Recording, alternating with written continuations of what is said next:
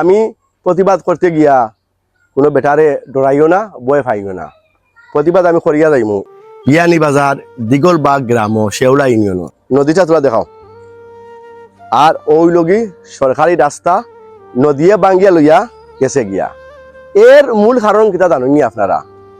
ও যে ডেজার্ট দিয়া বালু উত্তোলন করা হয়, ও যে নদী একটা আছে, ও নদীর মাঝে আধা কিলোমিটারের ভিতরে 3টা কিয়া 4টা ডেজার্ট এখনো লাগাইল বালু উত্তোলন করে। এই উত্তোলনের লাগিয়া অনেকর গোর বাড়ি নদীর লগে দাঁড়ি বাঙ্গিয়া। আপনারা আমি দেখাইমু। প্রথম অবস্থায় ওটা দেখি লেখা আপনারা, রাস্তা খানো আছিল, রাস্তা বাঙ্গিয়া নদীয়ে লইয়া খানো যার।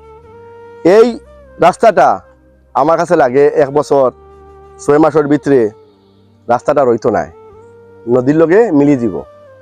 এরা কুটিপতি নাই, এরা অসহায় মানুষ।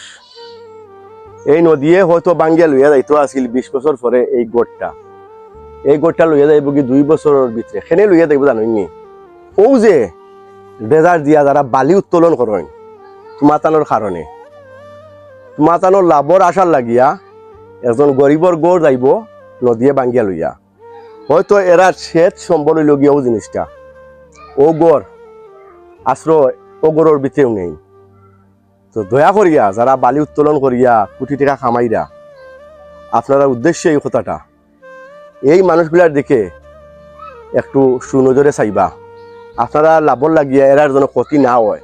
ও যে বালি ব্যবসায়ী হলে বালি তুলিয়া আপনারারে ধ্বংস করে, আপনারা কিনা এর প্রতিবাদ করেন নানি? আমরা তো প্রতিবাদ করি। আমরা কই যে আপনারা যেখানে লিজ ওখানে যাক।